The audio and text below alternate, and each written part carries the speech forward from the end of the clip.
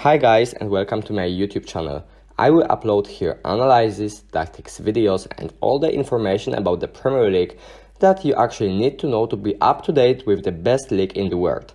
As we are after a massive game, Manchester City versus Liverpool, I decided to upload my first video in English to provide you a tactical masterclass by Pep Guardiola. The game ended up with a draw 2-2 and the best player during that game was undoubtedly Kevin De Bruyne. Former Wolfsburg player dominated in the middle of the pitch, scored an opening goal and after all should have been walking off the pitch with not only goal but also an assist. So, how did Pep Guardiola create the space for De Bruyne in Manchester City versus Liverpool clash? Let's see it.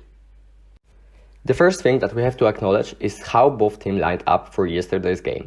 Either Manchester City and Liverpool were supposed to play in 4-3-3 system, but as we know it is very fluid and many things change when ref whistles for the first time.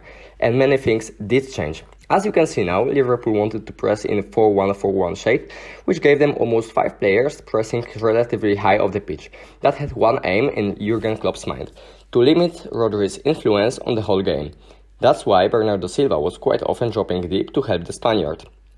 But not only Bernardo did that. Whole City's team was basically aiming to overload the left side with talented and skillful players that even under pressing are able to play 1-2 and copy with Liverpool's press. That's why Phil Foden, Bernardo Silva and Joao Cancelo were all playing on the left side of the pitch. Of course, that decision required a reaction from Liverpool, and that reaction was mainly seen when we looked at Fabinho.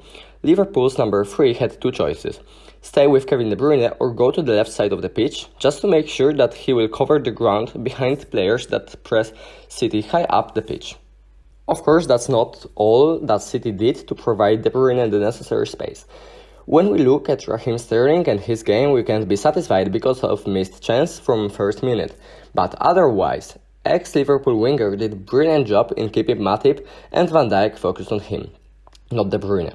It's difficult to win duel with Virgil van Dijk, so Sterling was constantly by Joel Matip's side. His pace and ability to run in behind required special attention from Liverpool's centre-backs, and that's why Virgil van Dijk was almost always quite deeper than Joel Matip. I don't know, it was maybe 1 meter or 2 meters, but he was always a little bit deeper just to make sure that he'll catch Sterling when the Englishman will run in behind after pass from De Bruyne or whoever.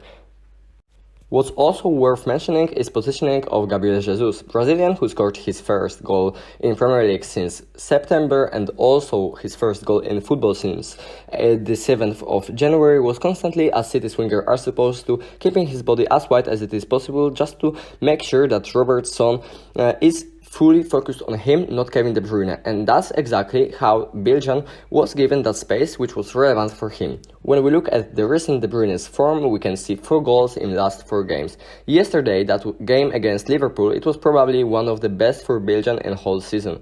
Pep did a brilliant job in creating such a game plan where De Bruyne was in the middle of attention and Liverpool could not cope with that. It was classic De Bruyne in classic Manchester City v Liverpool clash. I hope that you loved my analysis. Have a nice day and see you soon. Bye.